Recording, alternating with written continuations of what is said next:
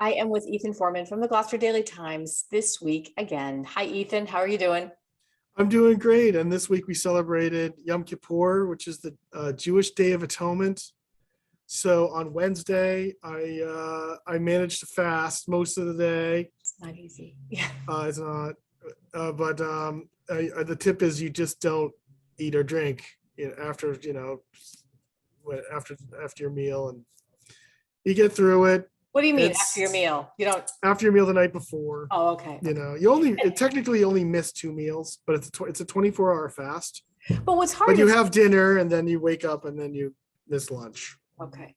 But it's hard if you're actually working and you're in, the But civilized world. we don't work. Oh, so you went to temple. And we go to temple. Oh, that's good. That's good. That's Oh easy.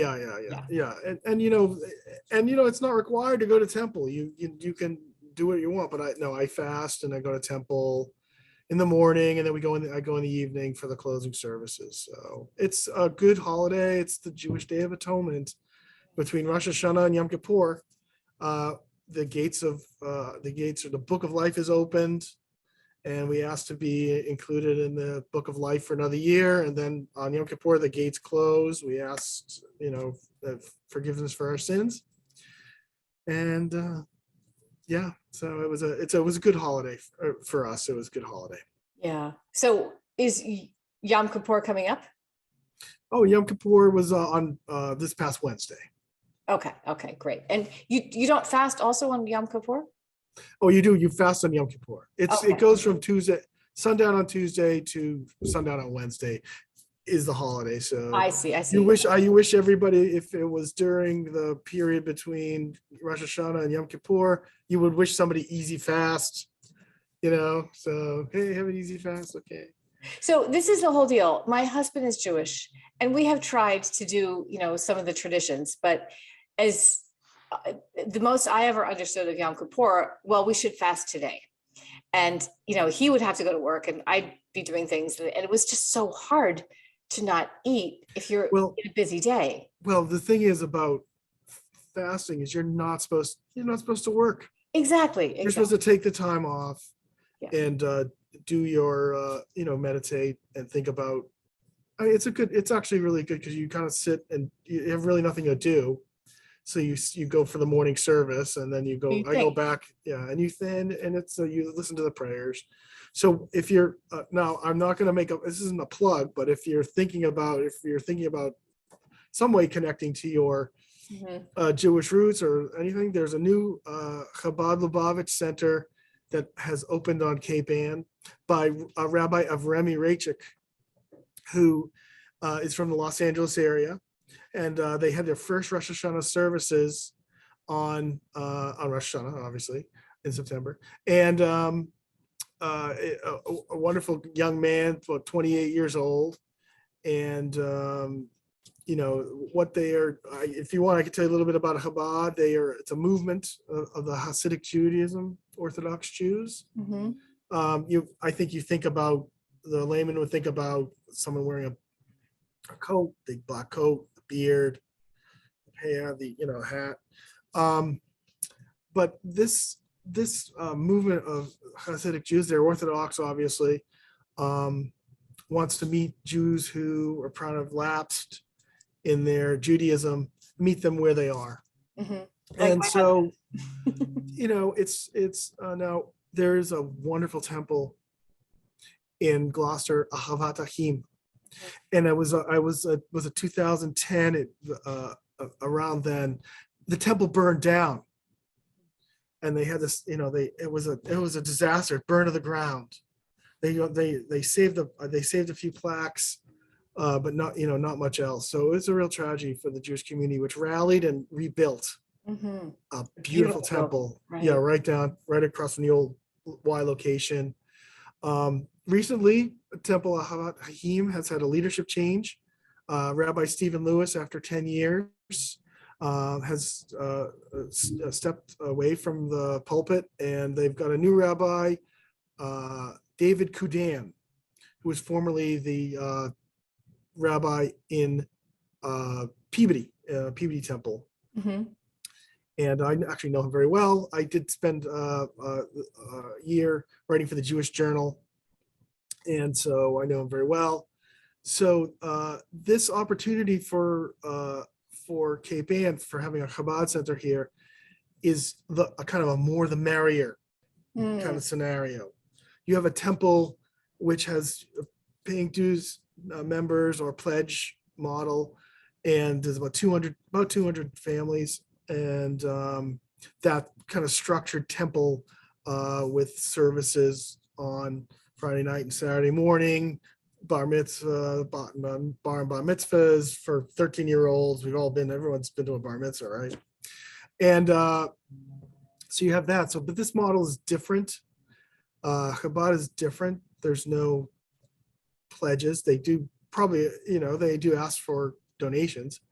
It's a nonprofit, but it's a religious organization. It's actually affiliated with the Chabad Lubavitch of the North Shore, Chabad of the North Shore. And so what happens is the Chabad rabbis go out and they go out and they start a center, and they try to sort of bring people back into the religion a little bit. And they have services but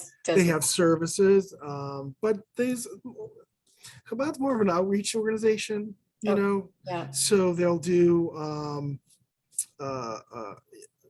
like menorah lighting. So the menorah lighting in Rockport, for instance, Chabad organized thing. So, and what the wonderful thing about Chabad is they don't be afraid of your Judaism. Be out there. If you want to, be an authentic person and live your life, that's what they do. It's not something to be ashamed of. It's a wonderful thing. It's a great religion. So would you say it's an easier entry point for a lapsed Jew? I wouldn't go there, because I think you can walk into any. My experience is you can walk into any temple. Yeah. On any Friday night for Shabbat. Yeah. And go to service, and no one's going to say anything. Right. And you can. It's called the oneg afterwards. The oneg, a little bit of nosh afterwards. Oh. So I think I would, but it might be good if he's, if the rabbi's around, go to service. But he's envisioning this not as a synagogue. So there's a big difference. So you have a synagogue. We already have a synagogue. Yeah. It's a community center. You go in, just hang out, read a book, talk with the rabbi, hang out.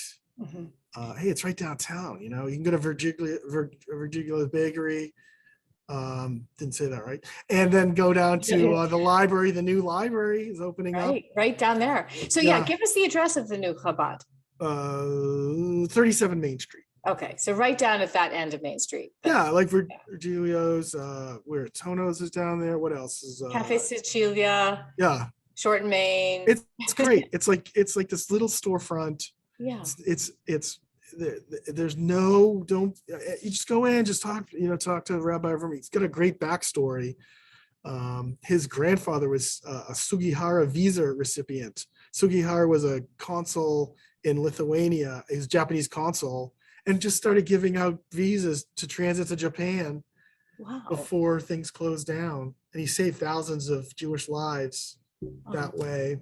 And his grandfather was one of the first rabbis in Los Angeles, west of the Mississippi. One of the first Chabad rabbis, or the first Chabad rabbi west of the Mississippi.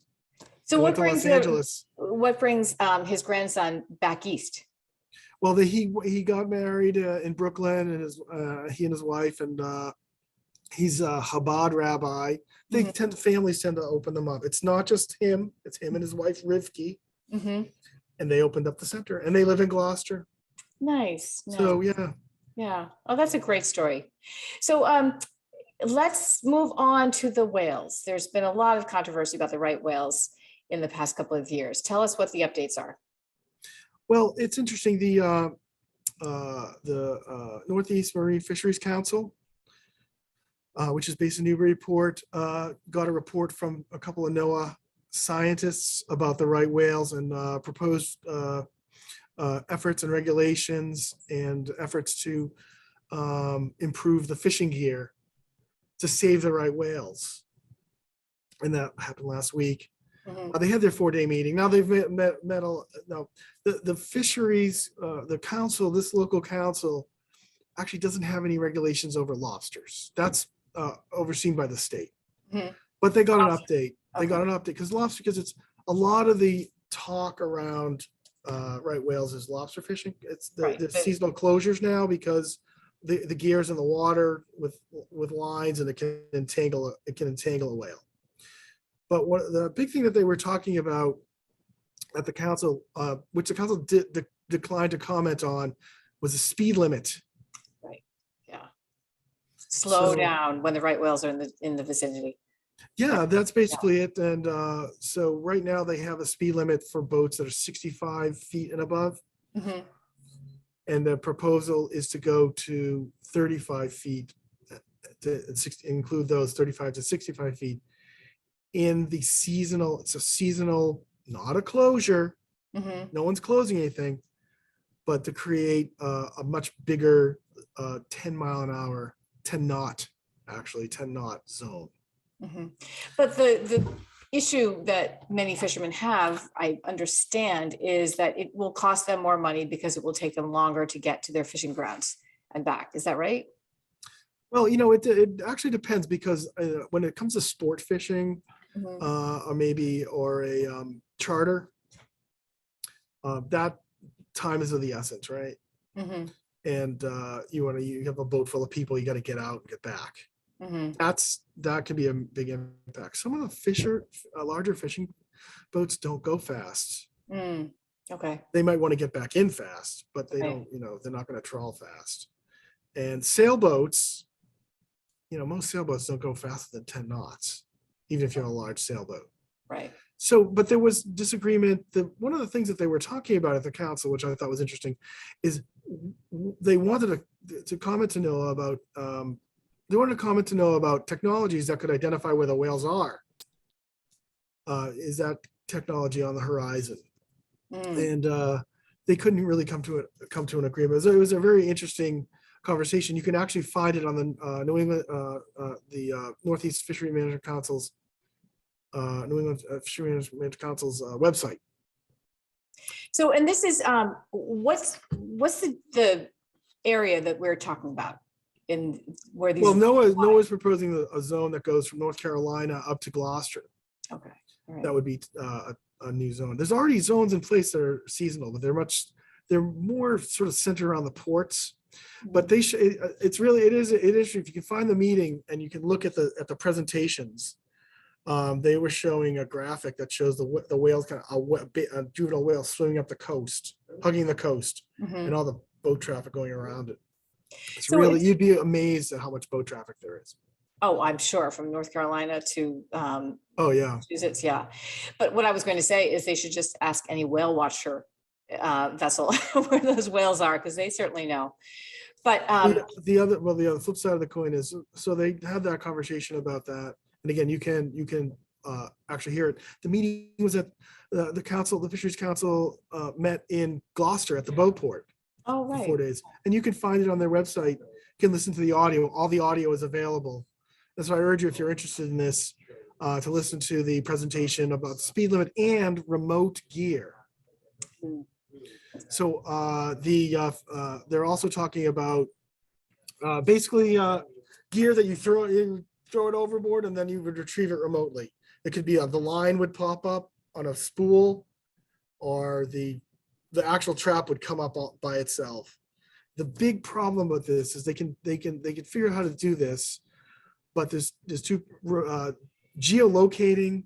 These can be difficult, and you don't want a trawler with its fishing gear to go over it.